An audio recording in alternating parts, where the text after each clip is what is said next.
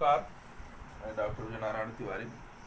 आज आप लोगों के सामने शिक्षण के स्तर, लेवल्स ऑफ टीचिंग नामक इस शीर्षक को लेकर आया हूँ। लेवल ऑफ टीचिंग से प्राय होता है कि शिक्षण जो हम करते हैं ये कितने स्तरों पर किया जाना चाहिए, अर्थात एक अच्छा शिक्षण अपने छात्रों के लिए किन किन स्तरों पर करना अति आवश्यक होता है। तो जिसमें से हम देखते हैं कि 3 प्रकार के स्तर हमारे शिक्षण के होते हैं, जिसमें पहला होता है मेमोरी लेवल, स्मृति स्तर का शिक्षण, दूसरा बोध स्तर का शिक्षण और तीसरा होता है चिंतन स्तर का शिक्षण। अब इनसे प्राय क्या है, स्मृति से क्या प्राय है, बोध क्या होता है, चिंतन क्या होता है। तो स्मृति, बोध और चिंतन, इन तीनों लेवल पर अगर हम शिक्षण करते हैं तो हमारा शिक्षण एक पूर्ण शिक्षण कहलाता है। इन शिक्षण एक क्रम से चलते हैं, अर्थात अगर सबसे पहले हमें कोई शिक्षण करना है तो बालकों के लिए वह स्मृति लेवल का, मेमोरी लेवल का ही शिक्षण करना चाहिए। जब मेमोरी लेवल उसका मजबूत हो जाए तब उसका बोध स्तर मजबूत करना चाहिए, और बोध स्तर में जो कुछ उसकी अंतर्दृष्टि, सूझबूझ इत्यादि काम करती है उसके आधार पर चिंतन स्तर का शिक्षण लाभदायी होता है। इसलिए एक शिक्षक को सबसे पहले कक्षा में बच्चों के लिए अधिगमन की जाने वाली विषय वस्तु के लिए स्मृति स्तर के शिक्षण को लाना जरूरी होता है। अब स्मृति स्तर का शिक्षण क्या होता है, आइए इसको देखते हैं। स्मृति स्तर का जो शिक्षण होता है, मेमोरी ऑफ जो लेवल ऑफ टीचिंग है, कहते हैं कि सीखे हुए अनुभवों के सीधे उपयोग को स्मृति कहते हैं। यानी सीखे हुए अनुभवों के सीधे उपयोग को, माने जो कुछ अब तक हमने सीखा है, यानी बचपन से लेकर के आज तक की अवस्था तक हम लोगों ने बहुत कुछ सीखा। जो कुछ हम गिनती हैं, पहाड़े हैं, ककारे हैं या किस्से हैं, कहानियाँ हैं, इन चीज़ों को जो सीखा गया है, जब उसे हम पुनः जानने का प्रयास करते हैं कि मैंने क्या सीखा है, उसका रूप क्या रहा, आकृति क्या रही है, वही स्मृति कहलाती है। जब हम किसी वस्तु को देखते हैं तो अचेतन मन में उस वस्तु के अनुभव बनकर संचित होते रहते हैं। इन्हीं संचित किए हुए भूतकालीन अनुभवों को आवश्यकता पड़ने पर जब हम प्रत्यास्मरण द्वारा पुनः उन्हें चेतना में लाकर पहचान लेते हैं, वह स्मृति कहलाती है। पहले का प्राय है कि हम जो कुछ पहले सीखे हुए हैं, जब हम किसी वस्तु को देखते हैं तो वस्तु को देखने से हमारे चेतन मन पर एक आकृति बन जाती है, उसकी आकार के रूप में, रंग के रूप में, स्वरूप के रूप में, और जैसा वह होता है, जब उसका एक बिंब हमारे मस्तिष्क में बनता है तो वह लगभग जितने ढंग से उसको हम देखते हैं, जितने ध्यान से देखते हैं, जितने अधिक समय तक देखते हैं, वह उतना ही अधिक एक अमिट छाप छोड़ जाता है मस्तिष्क में। जब हमें कभी उनकी आवश्यकता पड़ती है तो मन क्या करता है, क्योंकि वह चेतन से अचेतन मन में जाकर संचित हो जाता है, तो उस अचेतन मन से उसको ढूंढ करके ले आता है, अब बिल्कुल वही स्वरूप, और हम पहचान लेते हैं, हम उसका प्रत्यास्मरण कर लेते हैं। हाँ, इस चीज को मैंने कहीं देखा है, इसको मैंने कभी पढ़ा था, यही स्मृति है। स्मृति की अवस्थाएं, स्टेजेस ऑफ मेमोरी कौन कौन सी होती हैं? पहला है अधिगम, लर्निंग। लर्निंग से प्राय है स्मृति की पहली अवस्था किसी वस्तु के सीखने से है, अर्थात जब हम किसी वस्तु को सीखते हैं तो ये अधिगम कहलाता है। और स्मृति स्तर पर सीखना एक प्रथम कार्य होता है। बिना सीखे ना तो हम कभी किसी चीज को पहचान सकते हैं, ना उसके विषय में कुछ बता सकते हैं, ना कोई चीज फिर हम याद कर सकते हैं। तो प्रत्यास्मरण करना, प्रतिविज्ञान करना, इन सारी चीजों के लिए आवश्यक है कि हम सबसे पहले किसी चीज को सीखें। जैसे बच्चा जब विद्यालय पहुंचता है या घर परिवार में रहता है तो वहां पर वह स्कूल संबंधित, विषय वस्तु संबंधित कुछ चीजों को सीखता है, उसे सिखाया जाता है, अधिगमन कराया जाता है। और जैसे वह उनको सीख लेता है, जब उससे कभी पूछा जाता है बताओ ए फॉर, तो बता देता है एप्पल, और एप्पल कहता है नहीं, बल्कि उसका एक स्वरूप जो आजकल दिखाया जाता है यही होता है, तो उसको वह देख करके पहचान भी लेता है। इसी तरह से वस्तुओं को, विभिन्न प्रकार की वस्तुओं को एक साथ रख करके पहचान कराना, यह स्मृति स्तर का जो शिक्षण होता है उसके अंतर्गत ही आता है। तो पहले हमें सीखना चाहिए। जब हम किसी चीज को सीखेंगे, किसी भी क्षेत्र की चीज को, तो वह सीखी हुई वस्तु हमारे मस्तिष्क में क्या होती है, अचेतन मन में जाकर के संचित रहती है। तो कहने का प्राय है कि हमें सीखने के लिए सबसे पहले कदम बढ़ाना पड़ेगा। जब अधिगमन करेंगे तभी स्मरण होगा। धारणा, रिटेशन, कहते हैं कि सीखी हुई पाठ्य वस्तु को मस्तिष्क में अस्थायी रूप से बनाए रखना, अर्थात जो सीखी हुई चीज है, जिसको हमने सीखा है, वो मस्तिष्क में बहुत दिनों तक अस्थायी रहे, यही धारणा है। यानी ऐसा नहीं कि हम सुने और सुन करके तुरंत भूल जाएं। तो अगर धारणा नहीं होगी तो हमारे अंदर स्मृति भी नहीं आएगी। इसलिए हमें सबसे पहले करना है, हम किसी चीज को सीखते हैं तो उसको अच्छी तरह से सीखें और आवश्यकता पड़ने पर उस सीखे हुए ज्ञान का प्रदर्शन भी कर सकें। और सीखने से प्राय होता है कि हमारे अंदर जो कुछ इस विषय वस्तु संबंधित चीजें हैं, वे जब भी चाहें हम उसको आराम से स्मृति में अपने ला सकें।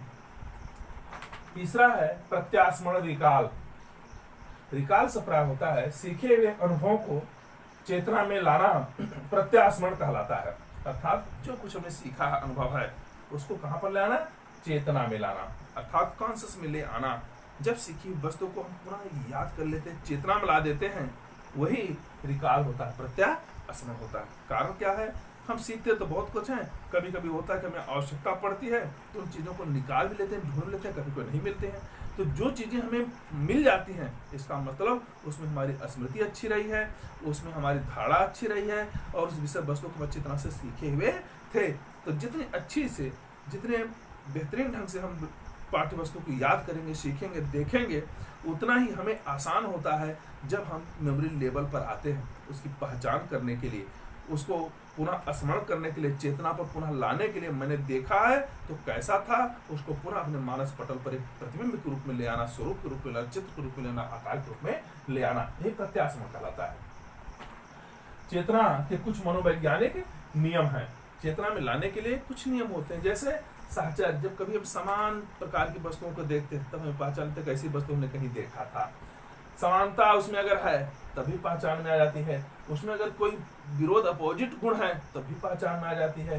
क्रमिक रूप, उसका एक क्रम है, सीरियल है, तो उसके द्वारा। प्राथमिकता, अर्थात जिसको हम ज्यादा वरीयता देते हैं वो चीज हमें जल्दी स्मरण हो जाती है। नवीनता, जिसमें बिल्कुल एकदम नवीनपना दिखाई पड़ता हो, एकदम नई हो, उसको समझ में आ जाता है। पुनरावृत्ति, जिस चीज को बार बार दोहराया जाता है।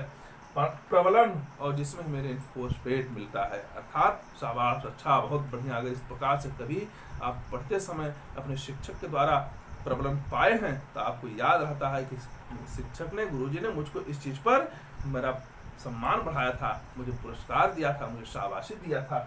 ये ऐसी चीजें हैं जो प्रत्यास्मरण हमेशा आती हैं, अर्थात कक्षा में की गई गलतियां या कक्षा में पाए गए उपहार, ये कभी किसी को भूलते नहीं हैं। इसलिए अगर हम प्रत्यास्मरण को मजबूत बनाना चाहते हैं तो शिक्षण के समय जब हम सीखते हैं या सिखाते हैं, ऐसी स्थितियों में विषय वस्तु के प्रति बच्चों को सजग करने के लिए उन्हें कुछ ना कुछ उद्दीपन दिया जाए, जिससे उसका रिस्पांस लिया जाए और उसी के आधार पर उनको रेनफोर्समेंट दे करके उन चीज़ों को बिल्कुल उनके प्रत्यास्मरण के स्तर को मजबूत करके जब भी आवश्यकता हो स्मृति स्तर को मजबूत कर दिया जाए, जिससे कि वह सीखी हुई चीज़ों को, भूतकाल की सीखी हुई चीज़ों को, जो अब तक उन्होंने सीखा है, उन समस्त चीज़ों को अपने जीवन में सीखी हुई, मैंने बचपन से लेकर के अब तक जो कुछ उन्होंने सीखा, जो भी चीज़ जानना चाहें उसको प्रत्यास्मरण में ला सकें, उसको अपने पहचान में ला सकें। इसीलिए कहते हैं कि जो अगला होता है पहचान होता है, रिकग्निशन। किसी वस्तु को देख करके बता देना, यही पहचान है। पहचान से प्राप्त होता है हम तमाम चीज़ों को देखे रहते हैं और जब कभी फिर वैसी वस्तु दिखाई पड़ती कहते हैं हाँ इसको तो मैंने कभी देखा था, इसको मैंने पढ़ा था, इसको मैंने सीखा था, इसी को पहचान कहते हैं।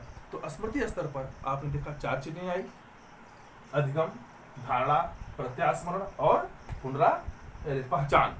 तो पहचान के द्वारा जिसको हम कहते हैं रिकग्निशन, प्रतिविज्ञान, इसी को कहा जाता है। दूसरा है प्रत्यास्मरण, जिसको हम रिकॉल कहते हैं, माने सीखी हुई चीज़ों को पुनः स्मरण में ले आना। जैसे परीक्षा के समय हम पढ़ते लिखते जाते हैं और जाते हैं तो वहाँ पर पुनः उसको स्मरण लाते हैं, उसकी पहचान करते हैं और ऐसी चीज़ों को अगर वह हमारे दिमाग में, हमारे मस्तिष्क में काफ़ी देर तक धारणा के रूप में है, उसको हमने अच्छे ढंग से सीखा हुआ है, तो वह निश्चित रूप से हमारे पहचान और स्मरण में आ जाती है। इस तरह से आप देखेंगे कि जो अवधारणा थी या धारणा थी, इरिटेशन था, इसके कुछ भी नियम थे। जैसे इसकी 4 बातें कौन कौन थी? मस्तिष्क, स्वास्थ्य, रुचि और चिंतन।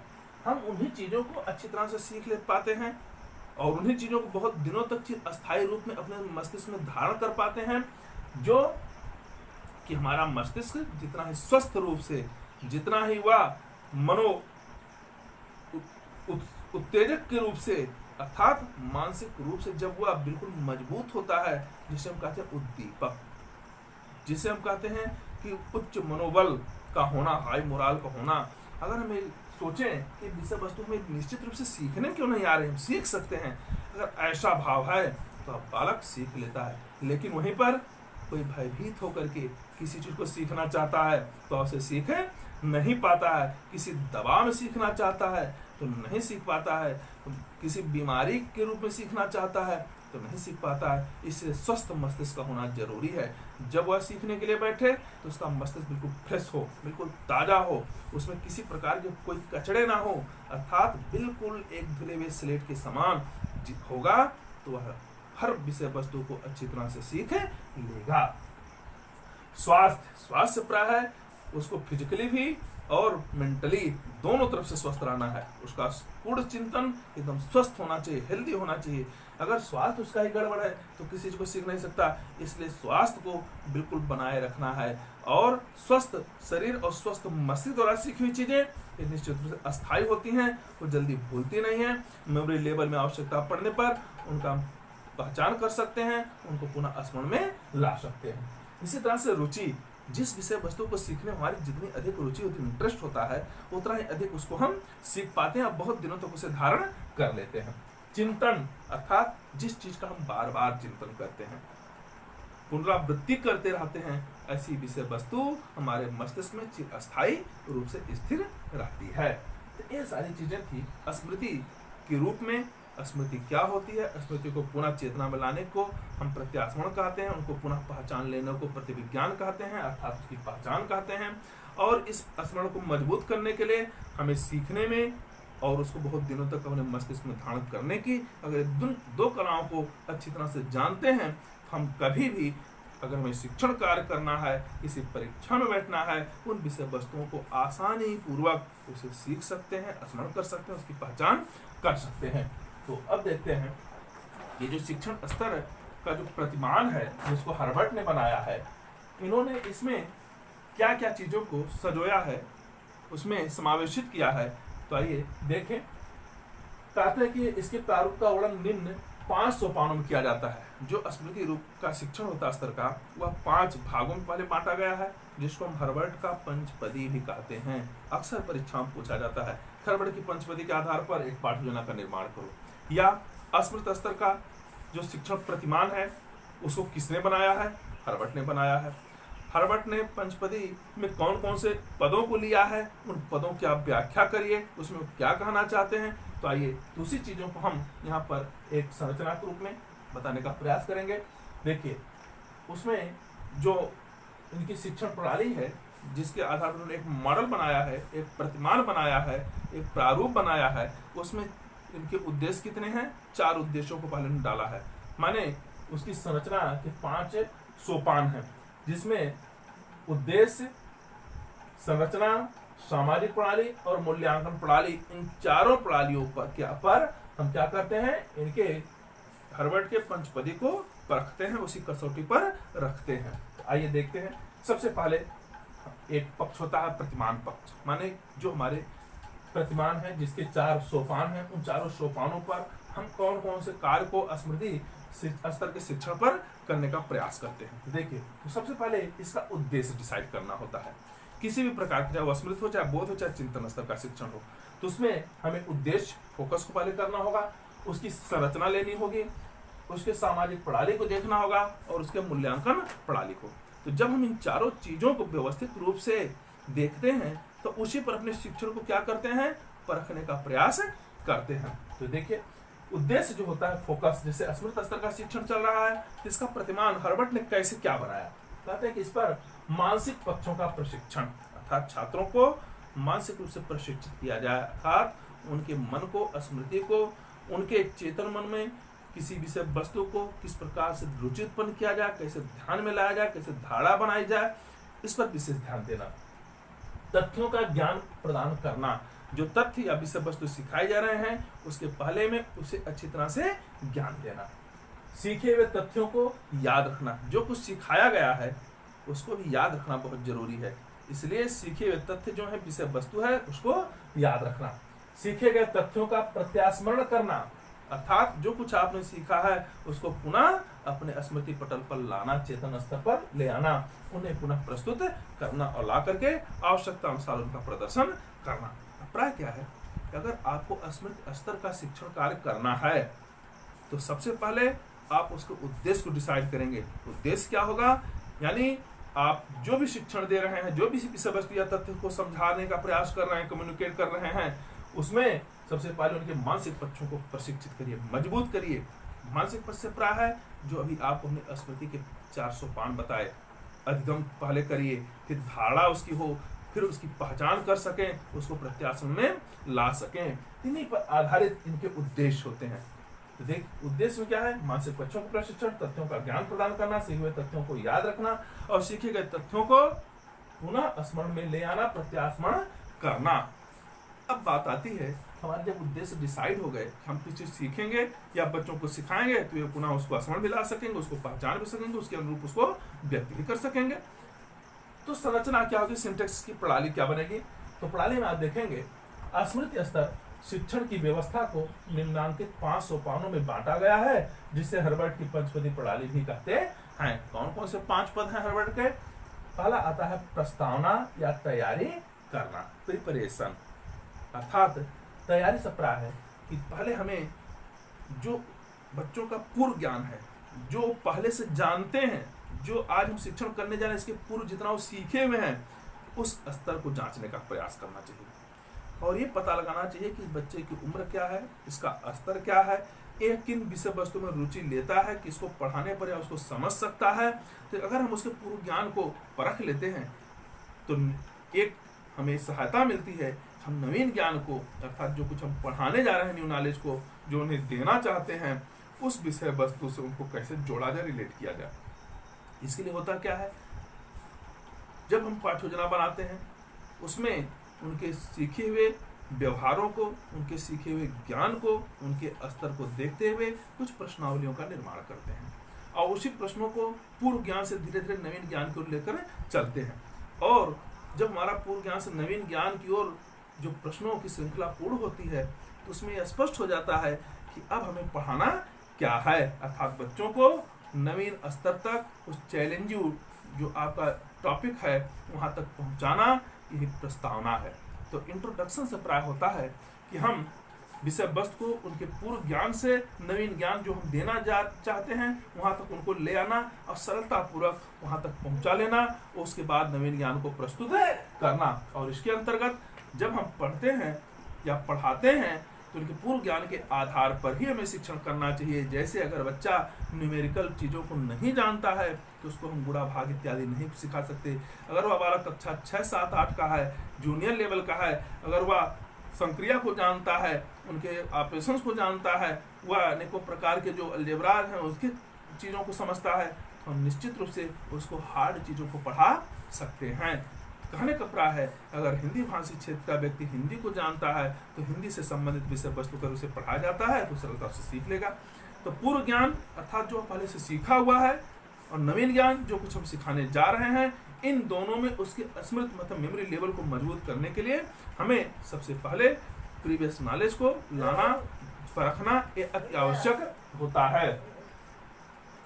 इसके बाद क्या होता है, प्रस्तुतिकरण, प्रेजेंटेशन, अर्थात जो हमने सीखा है उसको हमें प्रस्तुत कैसे करना है। इसके लिए हमें एक योजना बनानी पड़ेगी। अर्थात बालक अगर टैलेंटेड है तो हर चीज को बहुत तेज पकड़ता है, लेकिन अगर उसको सामान्य बुद्धि का है तो ऐसे समय में हमें विषय वस्तु को इतने रोचक ढंग से, आकर्षक ढंग से प्रस्तुत करने का प्रयास करना चाहिए कि वह उसे आसानी से सीख सके, समझ सके। कभी कभी विषय वस्तु बहुत कठिन हो जाती है बच्चों के लिए, कुछ बच्चे सीख पाते हैं, कुछ नहीं सीख पाते हैं। तो जो बच्चे नहीं सीख पाते हैं, ऐसे लोगों के लिए हमें जो प्रस्तुतिकरण करना है वह निश्चित रूप से ध्यान देना पड़ेगा कि हम विषय वस्तु को बहुत ही आसान ढंग से लें, रोचक और आकर्षक बनाएं, जिसके आधार पर वह उसको समझ सके और उसमें रुचि उनकी उत्पन्न हो सके। इसके अंतर्गत सुनिश्चित करना, माने मुझे पढ़ाना क्या है, बच्चों को सिखाना क्या है। दूसरा होता है उनमें पूर्व कथने अर्थात प्रिडिक्शन करने की क्षमता होनी चाहिए, वो क्या पहले सीखे हैं उसको बता सकें। इसी तरह से ज्ञान का जो स्वरूप है उसको देखा जा सके, अर्थात जब मेमोरी लेवल पर हैं तो उनके हम जो प्रस्तुतिकरण करते हैं तो उनमें 3 चीजें आती हैं। पहली बात, उनमें जो है सुनिश्चितता होनी चाहिए, उन विषय वस्तु में पूर्व कथनी करने की क्षमता होनी चाहिए, और उनका जो ज्ञान का स्वरूप है उसको फिर हम देख सके, देखा जा सके। तो आपने 2 चीजों को देखा, पहला था प्रस्तावना, इंट्रोडक्शन। इस इंट्रोडक्शन में जब हम विषय वस्तु को जोड़ते हैं, जब हम अपने उस टॉपिक तक पहुंच जाते हैं जो हमें शीर्षक पढ़ाना है, तो हम वहीं पर उद्देश्य कथन कहते हैं कि आज हम इस विषय वस्तु के विषय में अध्ययन करेंगे। दूसरा आता है प्रस्तुतिकरण। अब इसमें हम इस विषय वस्तु का किन किन मेथड से, किन किन विधियों से आपको पढ़ाएंगे। तो उसमें प्रस्तुतिकरण में क्या क्या होता है, जैसे पहले ही बताया गया था वीडियो में कि सबसे पहले शिक्षक को एक सहायक सामग्री की आवश्यकता पड़ती है, उसे लेक्चर की आवश्यकता पड़ती है, और कभी कभी सहायक सामग्री में ऑडियो विजुअल श्रव्य दृश्य सामग्रियों को भी प्रस्तुत करने का हमें अवसर मिलता है। तो हमें पूर्व योजना के आधार पर अपना प्रस्तुतिकरण कितना मजबूत और प्रभावशाली हो, इसको विशेष ध्यान देना चाहिए, और उसी आधार पर हमें प्रस्तुतिकरण करना चाहिए। और इसमें शिक्षण बिंदुओं को छोटे छोटे भागों में बांट करके एक दूसरे से जोड़ने का भी प्रयास करना चाहिए। उसी को कहते हैं तुलना या संबंध, कंपेरिजन। तुलना या संबंध से प्राय है कि जब हम विषय वस्तु को पढ़ा रहे हैं तो उसमें 2 चीजें आती हैं। एक तो हम विषय वस्तु को पढ़ाते चले जा रहे हैं, दूसरा होता है कि जो विषय वस्तु हमने पढ़ाया क्या उसको बच्चों ने याद किया, क्या वह उनके मेमोरी लेवल पर बना हुआ है, क्या उसको धारण किए हुए हैं, क्या पूछने पर उसका प्रत्याशरण कर सकेंगे, क्या उन चीजों को जिसको हमने दिखाया फिर वो पहचान सकेंगे। इस प्रकार से हमें ये ध्यान देना है कि उन चीजों को हम तुलनात्मक रूप से उनके एक दूसरे को जोड़ते हुए आगे बढ़े। अर्थात अगर एक दिन में हमको 2 स्टेंजा पढ़ाना है, 2 गद्यांशों को पढ़ाना है, 2 शिक्षण बिंदुओं को पढ़ाना है, उसके अर्थ को, परिभाषा को और उसके प्रकार को, हम अर्थ को पहले बताते हैं, फिर प्रकार को बताते हैं, फिर इन दोनों चीजों को क्या करते हैं, जोड़ लेते हैं कि इसका अर्थ है, इसकी एक परिभाषा है, इसके आधार इनके एक प्रकार है। इनका संबंध भी एक दूसरे से जुड़ा होना चाहिए, और अगर आप अगले दिन शिक्षण कर रहे हैं तो उसके पूर्व के किए गए शिक्षणों से भी उसका एक तरह से संबंध जोड़ करके उसकी तुलना की जानी चाहिए। चौथा स्टेप है निष्कर्ष एवं सामान्यीकरण। जब शिक्षण पूर्ण होता है तो उस समय हमें क्या करना चाहिए, निष्कर्ष एवं सामान्यीकरण, अर्थात आज का शिक्षण जो हमने उद्देश्यों को डिसाइड किया था उस उद्देश्यों के आधार पर कितना सफल हो रहा है, इस पर हमें प्रयोग करना चाहिए, अभ्यास करना चाहिए। और जो 5वां प्रयोग तथा अभ्यास है, यानी उन सीखे हुए चीजों को होमवर्क के रूप में, कक्षा में शिक्षण के रूप में उनसे लिखवा करके, उनसे पूछ करके, उनकी पुस्तिका पर लिखवा करके, प्रश्नों को दे करके, किसी अनेक विषय वस्तुओं से संबंधित चित्रों को उनके सामने रख करके उनकी पहचान को, उनके पुनः स्मरण की क्षमता को बढ़ाया जा सकता है। तो आपने देखा इसमें 5 चीजें आई।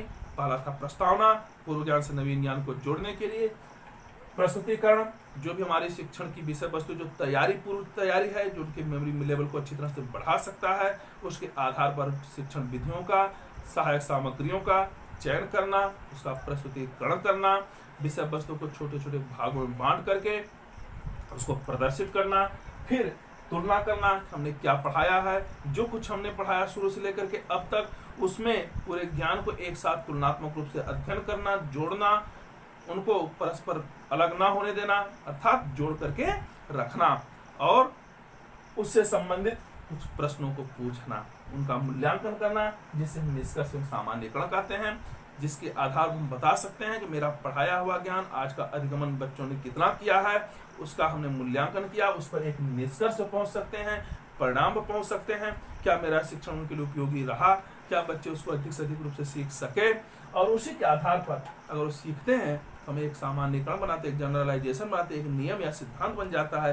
फिर इस तरह से अधिक श्रव्य दृश्य सामग्रियों का प्रयोग करते हुए शिक्षक अपने विविध शिक्षण विधियों का प्रयोग करते हुए अगर शिक्षण कार्य करता है तो बच्चों के लिए निश्चित रूप से लाभदायी होता है, उनके लिए उपयोगी होता है, उनके लिए सहायक होता है, उनकी रुचि को बढ़ाने वाला होता है। यह एक प्रकार का सिद्धांत बन जाता है, एक नियम बन जाता है। इसी तरह से 5वां स्टेप जो है हर्बर्ट का उन्होंने दिया है कि प्रयोग तथा अभ्यास, अर्थात जब हम सब चीज को सीख लेते हैं हमारा कर्तव्य बनता है कि उस पर अधिक से अधिक प्रयोग किया जाए। इसीलिए बच्चों से तमाम बोध प्रश्न पूछे जाते हैं, पुनरावृत्ति के प्रश्न पूछे जाते हैं, और उसके बाद भी उनको कुछ लिखने के लिए होमवर्क के रूप में, गृह कार्य के रूप में दिया जाता है, असाइनमेंट के रूप में दिया जाता है, एप्लीकेशन के रूप में दिया जाता है कि आप जाओ इसे लिखो, लिख करके अभ्यास करो। तो जितना ही अधिक हम उसका प्रयोग करेंगे, जितना ही अधिक उसका अभ्यास एक्सरसाइज करेंगे, वह स्मृति लेवल, उसका ज्ञान हमारे लिए उतना ही अधिक प्रभावपूर्ण होगा, बहुत दिनों तक स्थिर रहने वाला होगा। जब हम उसको चाहेंगे रिकॉल कर सकते हैं, उसका रिकॉग्निशन कर सकते हैं, अपने स्मरण में ला सकते हैं, उसकी पहचान कर सकते हैं। यही अगर लेवल जो बनाया गया हार्वर्ड का, अगर इसको विशेष रूप से ध्यान दें और उनकी संरचना को ध्यान में दें, हमारा शिक्षण कभी भी हल्का नहीं हो सकता। वह निश्चित रूप से आकर्षक ही होगा, वह बच्चों के लिए अधिगमन करने योग्य होगा, उनकी रुचि को उत्पन्न करने होगा, उनके ध्यान को केंद्रित करने की क्षमता वाला होगा। अब आता है सामाजिक प्रणाली, जो सोशल सपोर्ट है या सिस्टम है, इसमें हमें क्या करना चाहिए। कहते हैं सामाजिक स्तर से प्राय है जो कक्षा के अंतर्गत ही हम उनके लिए कार्य क्या क्या करना है, कौन कौन सी चीजों को देते हैं, उसमें छात्र की क्या भूमिका होती है, शिक्षक की क्या भूमिका होती है, उसको हम एक सामाजिक प्रणाली कहते हैं। जैसे देखिए, कक्षा में शिक्षक अधिक क्रियाशील होता है, अर्थात मेमोरी लेवल पर शिक्षक ही क्या होता है, ज्यादा एक्टिव होता है, और जो छात्र होते हैं वे केवल एक श्रोता के रूप में बैठे रहते हैं, उसको सुनते रहते हैं। छात्रों के सामने विषय वस्तु को प्रस्तुत, नियंत्रित व प्रेरणा देना है, अर्थात जो विषय वस्तु है अध्यापक क्या करता है, उस विषय वस्तु को उनके सामने प्रस्तुत करता है, उनको नियंत्रित करता है और उसके आधार पर उनको प्रेरणा देता है। अर्थात सारा कार्य अकॉर्डिंग टू शिक्षण माने टीचर के आधार पर चलता है। छात्रों का स्थान दौड़ होता है और शिक्षक का स्थान एक आदर्श युक्त होता है। कहने का प्राय है कि जो मेमोरी लेवल का शिक्षण है, जो इसका सोशल सिस्टम है, इसमें अगर देखा जाए तो संबंध शिक्षक क्या करता है, छात्र क्या करता है, इन दोनों का जो परस्पर संबंध है, इंटरेक्शन है, रिलेशन है, जो क्रियाएं हैं, उसी को हम सोशल सपोर्ट कहते हैं, सोशल सिस्टम कहते हैं। यानी शिक्षक और छात्र कक्षा में ही दोनों आमने सामने होते हैं। शिक्षक क्या करता है और छात्र क्या करते हैं, क्योंकि शिक्षण इन दोनों की प्रक्रिया पर ही डिपेंड होता है। तो जो स्मृति स्तर का शिक्षण होता है, उसमें हर्बर्ट ने कहा है कि इसमें शिक्षक को एक्टिव होना चाहिए, वह आदर्श रूप में होना चाहिए, उसके जो भी कुछ बोल है, भाषा है, प्रस्तुतिकरण की चीजें हैं, वह अनुकरणीय होनी चाहिए, और छात्र उसको आदर्श मान करके उसको हमेशा याद करे, उसको स्मरण करे, उसका फॉलो करे, उसकी आज्ञाओं का पालन करे। तो छात्र का स्थान जो होता है वह गौड़ होता है, और जबकि जो अध्यापक है उसका स्थान बहुत ही प्रधान होता है, मुख्य होता है। अर्थात शिक्षक जैसा चाहेगा छात्र को वैसा ही करना पड़ेगा।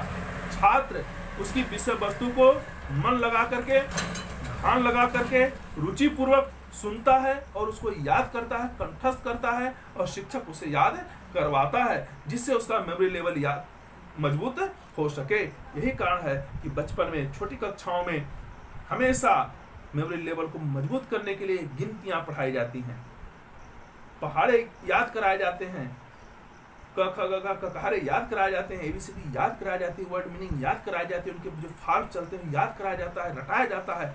तो रटने पर विशेष बल दिया जाता है, और रटने का कार्य शिक्षक को नहीं करना बल्कि करना किसे है, छात्र करना है। इसलिए शिक्षक अगर कहता है कि इसे याद करना है तो छात्र उसे याद करता है, और शिक्षक को एक आदर्श मान करके छात्र को ऐसा कार्य करना पड़ता है। फिर आता है मूल्यांकन प्रणाली, जिसे हम सपोर्ट सिस्टम कहते हैं। सपोर्ट सिस्टम का प्राय है कि अब आपका शिक्षण कार्य पूर्ण हो रहा है, अंतिम चरण में हमें क्या करना है। अंतिम चरण का प्राय होता है जिस दिन का जो विषय वस्तु आप लेकर गए थे उसका मूल्यांकन कैसे करोगे। तो इसके लिए देखिए, मूल्यांकन लिखित और मौखिक दोनों रूप में किया जा सकता है। लिखित का प्राय आपने दे दिया कि 1 से 50 तक की गिनतियों को लिख करके ले आओ, या तुरंत 1 से 50 तक की गिनतियों को हमें सुनाओ बोल करके। परीक्षा में रटने की क्षमता पर जोर दिया जाता है, अर्थात वो अधिक से अधिक रट करके याद कर लें, जिससे भविष्य में उनको बहुत अधिक समय ना लेना पड़े याद किसी चीज को स्मरण लाने के लिए, तुरंत उसको याद करके आपके स्मृति पटल पर ला करके बता सकें।